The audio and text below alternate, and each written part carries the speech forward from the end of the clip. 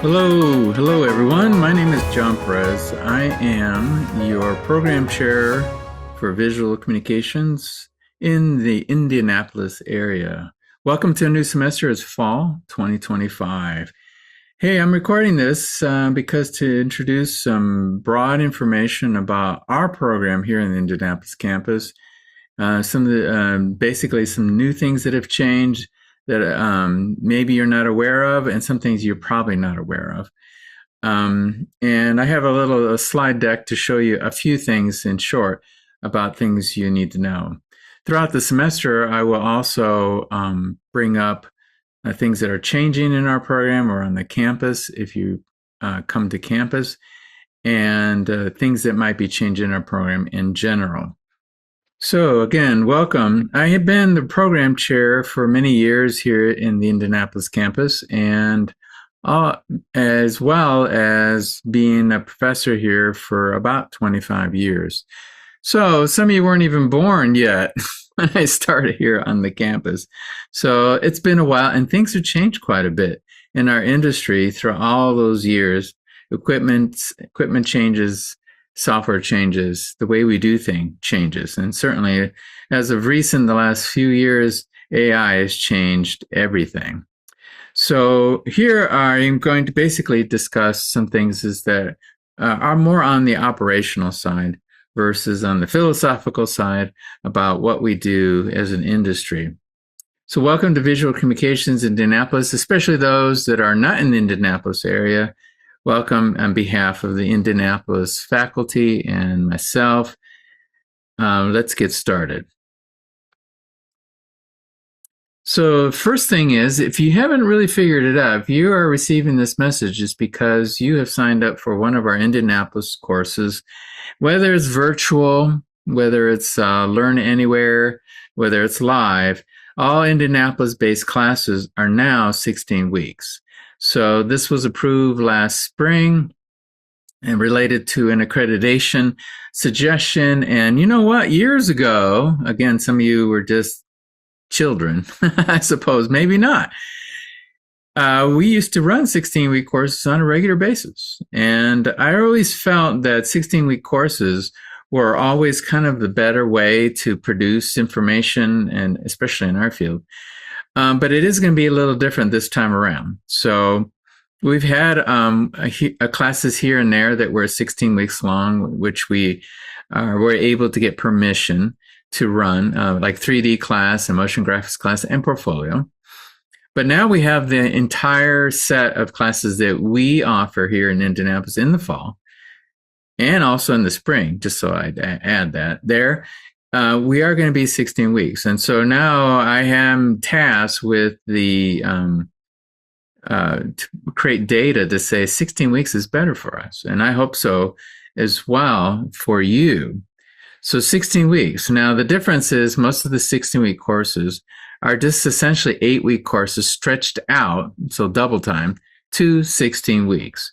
So when you have when you've been accustomed to, and some of you don't even know any different, for 8-week courses, and then we take a break in the fall, and then 8-week courses or spring break on the spring end, right? Now we're going to go the entire semester in 16 weeks. 16 weeks. So by the mid-December, we will be done with whatever class you have generously signed up for. We believe, as staff and faculty and many students, that you will be more productive. In other words, you'll be able to fine-tune lots of different projects and or create assets with the reasonable amount of time, especially with your busy lifestyles, I get it, and provide more flexibility in completing those assignments. What this does not mean is that if you have online courses, those will remain at 8 weeks. Okay, those will remain at 8 weeks. And any of the other classes from other campuses, if you're on another campus, you will not see a change in those modalities as far as number of weeks is concerned. But there might be some one-offs out there that are 16 weeks or even 12 weeks. But our entire complement of classes here on the Indianapolis campus will now be 16 weeks. I don't know how many times I say that, but I just want to make sure you understand. Now, most of the classes that have been spread out over 16 weeks will meet only once a week now. So versus twice a week. So this gives you a chance, right, to plan out your life, to plan out time where to do the homework or projects or quizzes or whatever is you're required to do in your class. And so that you have that little bit of extra time. Certainly, this takes a little time to get used to when it took time for us to get used to 8 weeks. I really don't think we got used to 8 weeks. And we are very proud and happy to offer 16 weeks after a number of years in hiatus or a break from that format. Next, I want to talk about Adobe Software Access. So all VISCOMM classes or visual communication classes that start with VISC or PHOT, all right? Okay, PHOT, that's our photo classes, have school access for Adobe software. Now, there's a few things you need to know about this school access of school software, and that's what I'm going to cover here in just a moment. Now, I will say that I am speaking to those that currently that do not have access to Adobe software, which may be a lot of us. So in other words, you're not paying for the ones the students that I'm referring to are the ones that cannot afford or are unwilling to pay access to Adobe, right? As a subscription year round, monthly, or however you do it.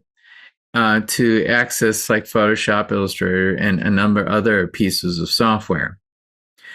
Those already have your own plan. I also want to mention that you should probably make sure that you have the student plan versus the commercial plan, unless you're producing things commercially.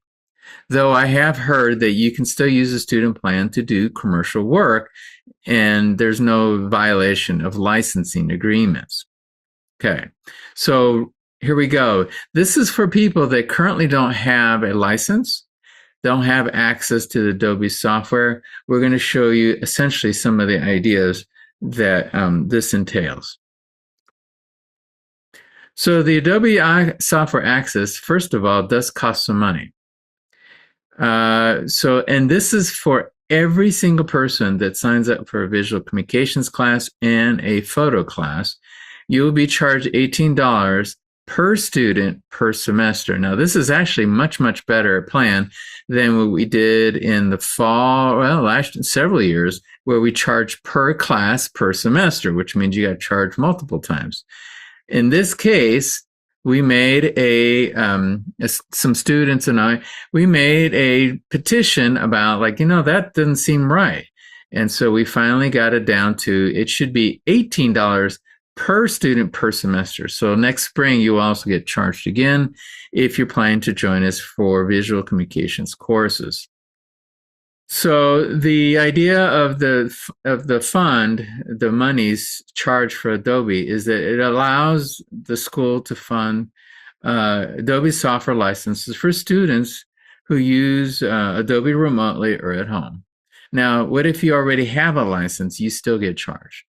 If you have questions about this setup or this licensing, feel free to reach out to me at jperez@ivytech.edu.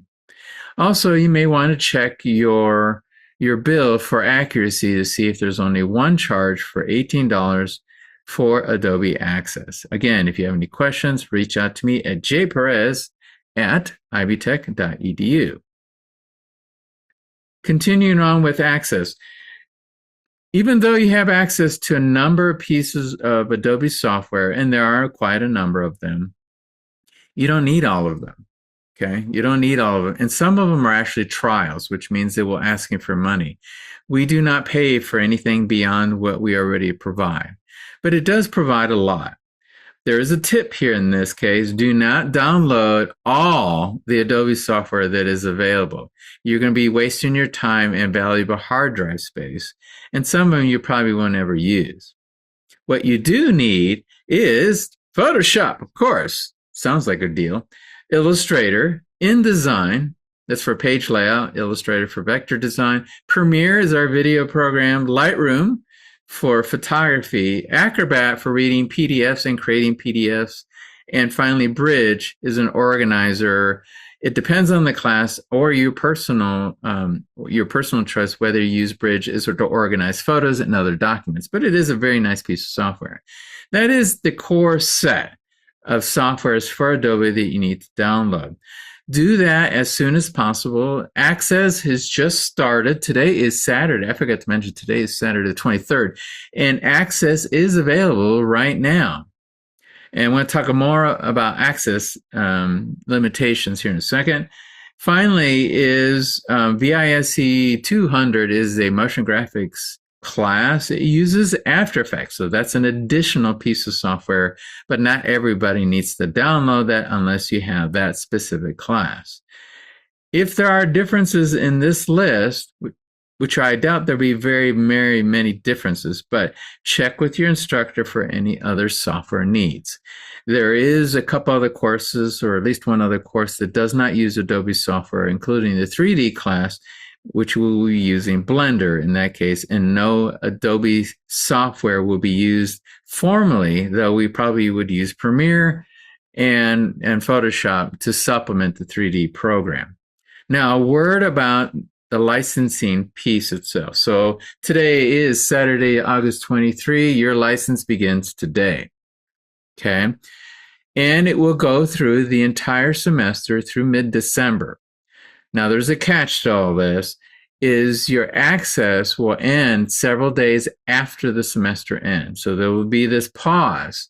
And if I recall correctly, we have almost a month before classes start between the two semesters. Like there's like 4-week break in there. So then the access will begin again once you signed up for a visual communications course. And then you can retain your access to Adobe. So that's the catch here with the Adobe Access for the school. Now we also have, and I'll show you another document, we also have access on campus in the various campuses throughout the state. These licenses are actually different. They are different because they are attached to the school, but not necessarily a person. Like yours are attached to your name, and so that makes the licensing a little differently. So if you're having trouble or would rather use the school computers, we will have continual access through any breaks, and it is a continual access there on the school campus computers. There is a document I wrote up to who to contact with your local program chair to see where that access actually exists. Hey, other news. This is Indianapolis campus, but we have a new video studio. I've been working on a new video studio for several months now. And I'm going to say it's about 90% done. We're still working on making parts work together best and best practices and access and such. There was a grant that was given to the Visual Communications campus in Indianapolis for the construction of a video studio.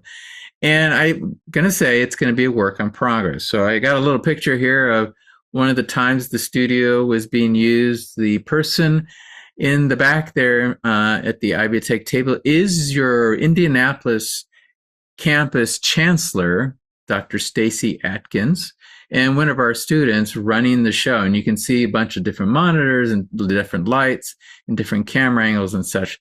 This is our video studio in one of our labs.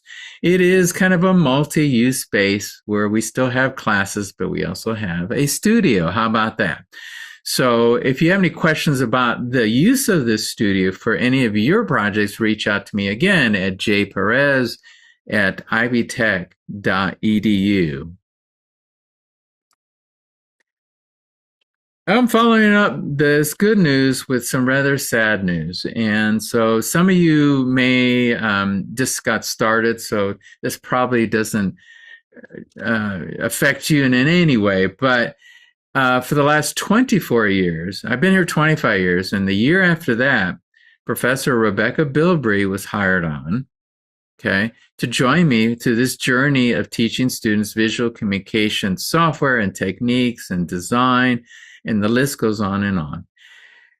Professor Bilbrey has left communications and the Indianapolis campus. She has retired.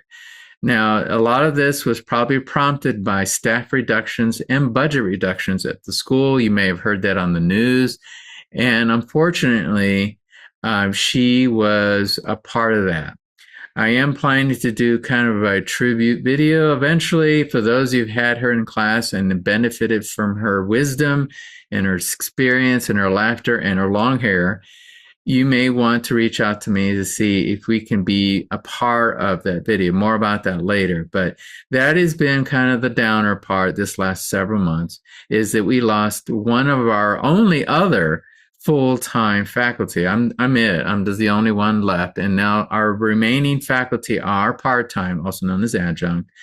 So we're adjusting. We're making those adjustments. So that's a big difference there in the way our operations in faculty will be at the Indianapolis campus. So finally, I wanted to thank you for listening to this video. Again, this is a broad video related to our program. Look for messaging from your specific instructor about specific things in your class. But if you have any questions about the bigger picture, Perez at ivytech.edu. That's my phone number there, which will route to my remote phone. So I'm barely in the office. So I've been running around for years and years and years since the pandemic. So my phone number does follow me. And with that, I'm also going to switch over here to a document that you are going to receive a link to. And this tells a little bit more details about the access that we were talking about at Adobe. It basically repeats what I was just saying here earlier. But there is a very specific article here in how to actually do that. So I'm going to click on that link there. And this was not written by me. This is written by the software procurement team. Say that 3 times fast.